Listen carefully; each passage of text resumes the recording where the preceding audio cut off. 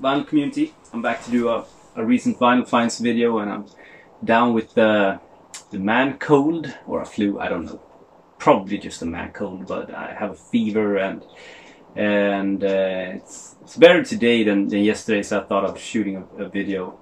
My daughter had a flu for a week, and then my wife had a fever, and now I'm having it. And before my daughter, her mother had it, and her guy had it, and my daughter's brother in that family had it. So it just goes round. I was sick 3 weeks ago with fever, so this is a new kind of germ, I guess. But no one has been like, we haven't had one sick less day since New Year's. The two families, I mean, collected. So it just goes around. It sucks. So yeah, I thought of shooting a video. I have a bunch of records to show you. Nothing like Grail material here, but some really cool stuff. And I'm gonna start off with Oasis. Got this from a guy online, sold it very cheap. This is the 2014 reissue of this, and on Big Brother. And unfortunately, it sounds like crap. I mean, it sounds like an MP3, really. I can play this on Spotify, and it sounds as good as playing the vinyl record through my speakers on my system. I don't know if anyone knows if the original pressings of these sounds better. Please let me know, because I'll hunt them down in that case. But I won't pay that kind of money if they don't sound really good. And sucks when, I mean, these are classic records, some of the best pop music made in modern day, and why don't they do them justice? I have no idea. Okay, so I bought some reissues of Psych classics and heavy rock. I'm still looking for like original pressings of these, but they are really rare, so I won't find any originals soon. And they sound great. Blackwater Park Dirtbox on Long Hair Records, with a kind of a small booklet telling the story, and yeah, really good. Classic Psych record. It would be nice to have an original of that. Let's see what the future brings. From the same seller, I bought all these Psych records from the same seller. Is Wind Morning. I think this was released 1972, 3, 4, something like that. Also Long Hair Records. They do a great job. Great job on the reissues. This is their second release. The first one they're saying is more heavy, and I'm still looking for that. I'm waiting for that kind of the vinyl experience, so I'm not listening to that online. But this I did sample online years and years ago, and just fell in love with it. So now I really pulled the trigger. It's it's a little bit like Genesis. I mean, that's kind of symphonic prog rock, but comparing it to Genesis, I mean, it's not Genesis, but it's the only band that comes to mind. And the two first songs, Morning Song and The Princess and the Minstrel, is so damn good. Check it out. Really awesome. Same seller, not seller like I'm sitting here, but seller in Tractor, 1972 maybe 3. On Ossipmorphous Records. Sounds pretty good. I haven't got the reissue or the original press to compare it with, but it sounds really good. And this is a fuzz guitar monster of a Psych record. 1 or 2 tracks just so, but it's really added up with the other ones. It's almost a masterpiece of a Psych record. Still looking for an original copy of this. I will pay up for an original of that one day when I find it. This is an original press. Shouldn't say Grail, but I've been looking for this for very long. I was at Last time I was at Anders' place in Stockholm was 4 years ago, maybe, something like that. And I think that was the time he played this for me. Blew me away, and I've been looking for a copy since. This is the United States of America, stereo copy in very good shape. First UK press of this. Classic garage Psych record. I mean, one of those really landmark records that a lot of us, at least, that collects this stuff needs in our collection. I was at a guy's place two times now, digging through his records, 10,000 records in his basement. Just crazy amount of records, and I think I bought like maybe 20, 25. I showed some in my last video for you, but I picked this up the last time I was there. I had to pay a little bit for it, but not close to what it's going for. And I never see this. I've had it on my want list for a while. Jack DeJohnette's Sorcery from 1974 on Prestige Records. First US press of this. You can really hear the influence that Miles did with the Electric Period. I mean, Vicious Brew and you know, Silent Way comes to mind, but also Mahavishnu Orchestra and all those good guys, like almost inventing the fusion genre. This is more on the it's fusion, but it's more on the spiritual side of the electric jazz spirit. You have Benny Maupin, John Abercrombie, Mick Goodrick, and they've all on this also. Classic lineup, not classic lineup, but great lineup. Jack DeJohnette Sorcery, awesome addition to the jazz collection. Really happy to find that. So I have been buying, like, went to this lady's home. She was selling 3 boxes. Moving boxes with records, 300 records, 250 at least. She won $30 for all of them, so I didn't hesitate, bought them right away, just drove there, got them. I think I've kept maybe 20 of the records, and the rest I'm selling. Some I will get a dollar for, and some I've already got like $30-40 for. But this was in that pile. So let's say I've already sold like 4 records from that bunch for like $300 already. So let's say these are free. Groundhog's Hogwash. This is the first UK press, the trifold kind of gatefold cover. And this is the only Groundhogs up to date that I've heard that I actually really enjoy. The other ones just so that I've heard, but this was awesome. And I've seen it, but I've never picked it up because Groundhogs has just like been blues rock, kind of boring to me. But this was really good, so it's a keeper. And it's, as you could see, maybe it's too big for an outer sleeve, so it has to go on the other side to fit in the sleeve. Okay, moving on. This is also one of the reissues that I got, and this is. I mean, it's good, but it's definitely the worst of the ones that I got. Orang Utan, I've listened to it online, and I thought that I felt like it was better than it was. Now when I played it on vinyl, I actually almost traded with a guy for DVD movies for an original press of this, but it was in lousy condition, and he wanted way too much for it, so it didn't happen. I'm pretty glad that I didn't score it now, because it's just it's a good record, but it's not a killer record. It's not like $200-300 record that they want for it, in my opinion. There's better heavy Psych records. Shit, my fever is getting to me. Ah, fuck. Okay, so this was from another seller. Can't even remember now, but I think I traded this. I can't remember. Like a month ago, maybe. One that I need in my collection. I will never find an original. No one will find an original press of this. Washley Bunyan's Just Another Diamond Day.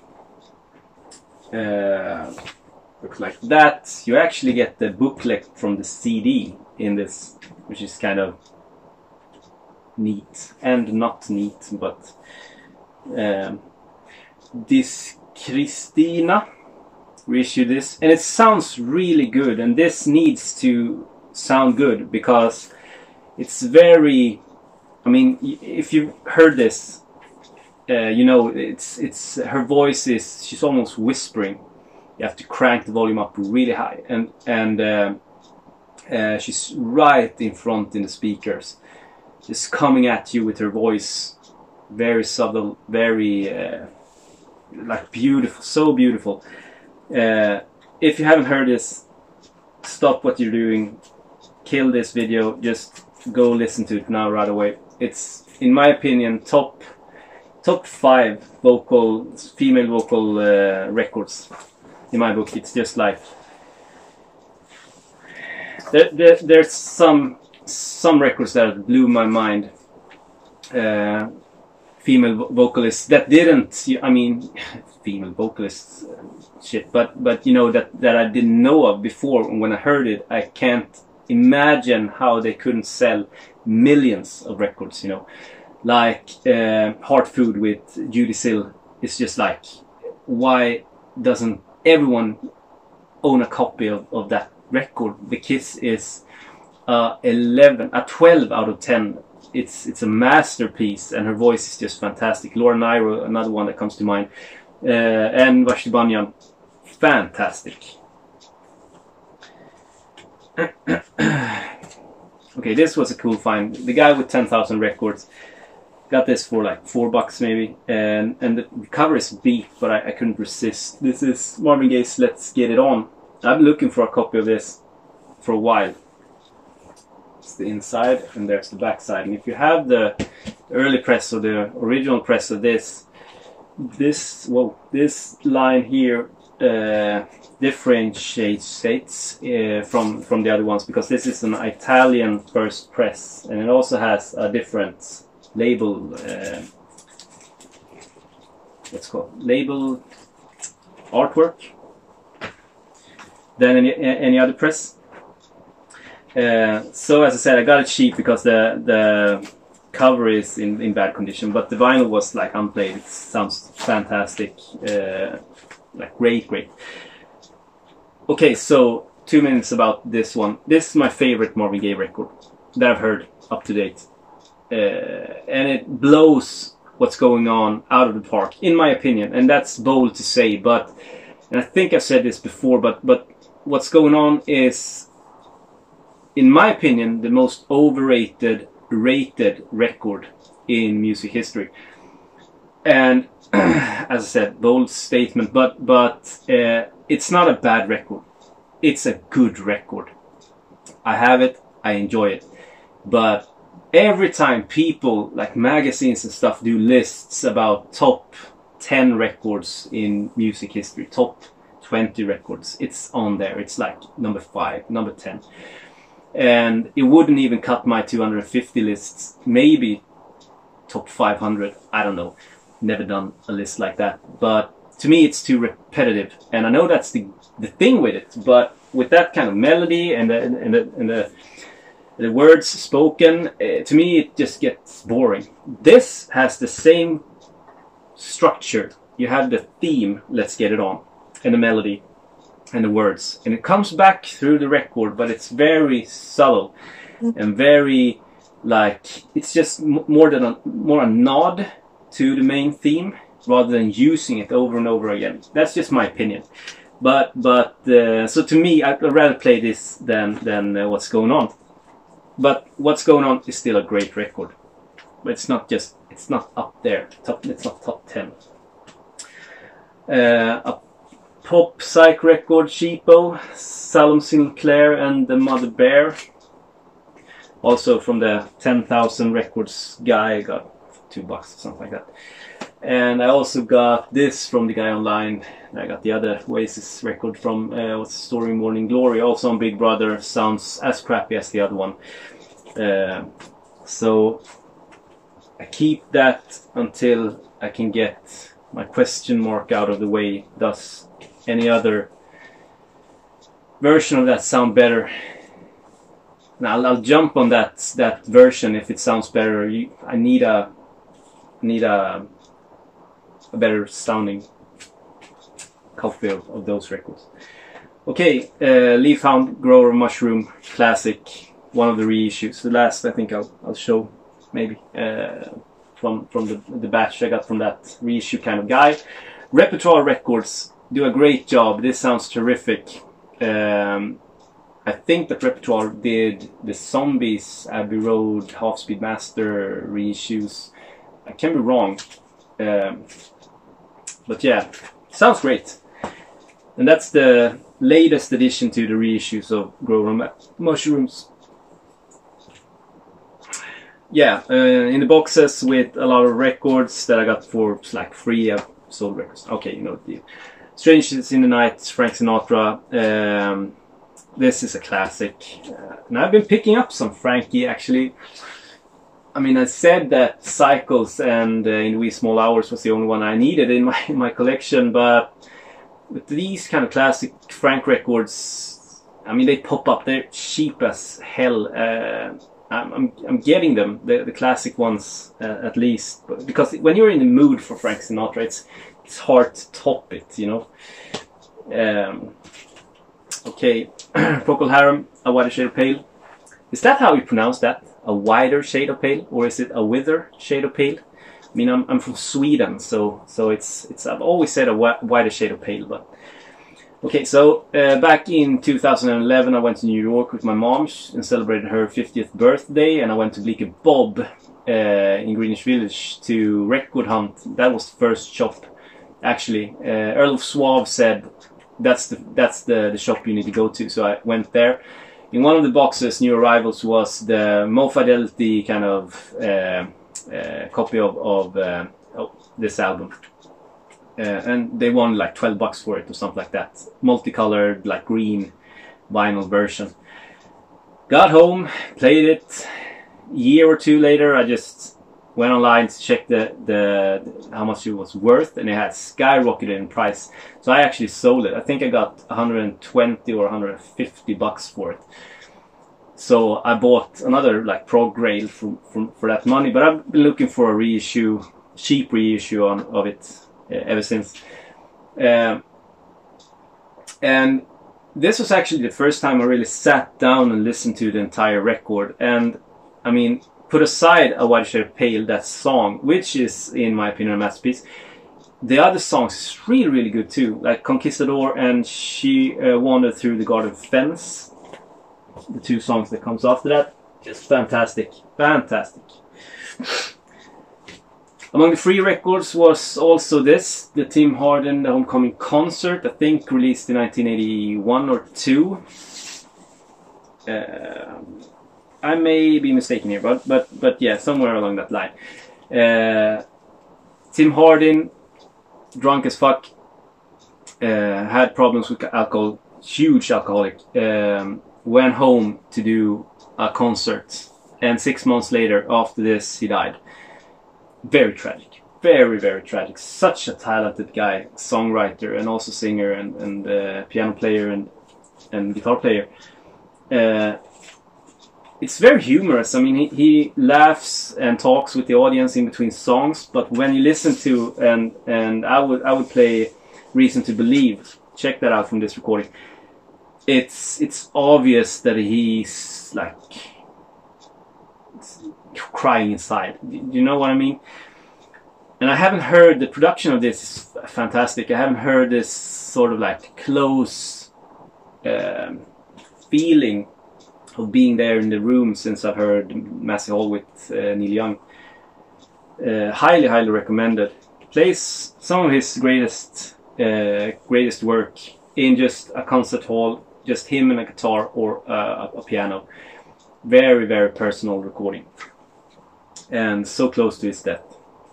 I've been listening a lot to Tim Hardin lately, and the more I listen, the more I like the guy or the material at least, and the more I read about the guy, I feel so sorry for him. I mean, shit. I read about the live record Live 3, I think it's called. And the third record after the two major ones that he released. And this is back in late 60s maybe. And it got ripped because the band couldn't keep up with Tim Hardin, reviewers said. And that was a shame. But later, the musicians said that they had been playing with Tim Hardin for 2 years and were super tight. The problem was that Tim Hardin was always so drunk when he came on stage that he forgot verses, he forgot the chorus, he forgot the notes, and he couldn't play guitar. So it was an adventure. Every time they went up on stage, they had no idea how anything would sound, if it sounded at all. So if you go back and listen to that recording now, you can really hear that the band is struggling, but that's not the band struggling, it's Tim Hardin playing wrong. But it still comes out as a beautiful, beautiful concert. But you can hear how messed up he is. Okay, Nick Malcolm did a video with like underground krautrock records, cheapos, but where artists had played and not got credit for it. And I had this on my want list, but it's a $30–40 record on Discogs, and Nico said don't buy it for over like $15 or $10. So what I did was, I've just been searching. The guy with 10,000 records, once again, had this pretty beat up copy, but it plays fine. So I bought it. This is Psychedelic Underground with Bukai Retiem. And this is actually Lucifer's Friend in 1969. 1970 they got together and formed a band called Astrix, and then 71 they formed or they renamed themselves or something like that and called themselves Lucifer's Friend. Rest is history. Uncredited on this. Awesome psychedelic record. Not as heavy as Lucifer's Friend. Really good. So thanks Nico for letting me know about that. Yeah, okay, so another one from the guy, Archie Shepp, the New York Contemporary 5, Volume 2. This was recorded in 1963 with John Shikai, Don Cherry, Archie Shepp, and Don Moore. And JC Moses, I don't know who that is, on drums. On Jazz House Montmartre in Copenhagen. The originals of these from 1964 is dirt expensive. But the reissues from the 70s like this is pretty affordable. So I'm looking for Volume 1 now. I mean, Fire Music, Archie Shepp, you know the deal. And nothing can go wrong with Don Cherry, John Shikai, and Archie Shepp on the same record. I mean, come on. Man. What a lineup. And 2 more to go. This was an online find. I was certain that this was the black ordinary issue of this because they are getting out of print. This is Sub Martinez with Shab, Wind and Skins from recordings from 1978 on Swedish radio recordings. And I think the Shihab material is from 1968 or 69. No, 67, it says here, 67. So 67, one session, and 78, another session with, I think, Palle Daniels on this one too. This was released by Mellotronen, Swedish record company, in 2008. And back then, in 2008, they released 200 multicolored versions. So this has been sitting on someone's shelf, a store's shelf, since I ordered one. I thought it was the black one, but it was the multicolors. That was kind of cool. It's awesome, and there's an instrument here that really almost explodes my speakers because it's so distorted, and I can't really. I don't know if it's a distorted saxophone or a trumpet or something like that, but it almost sounds like that. If anyone knows about this recording, please let me know. Awesome record. Out of print now. I think maybe there's some clips online you can listen to. And the last one is also from the free crate, Graham Parson, The Fallen Angels, live 1973. I love Graham Parson. I mean, GP and Grievous Angel is top material. I mean, all the way classics.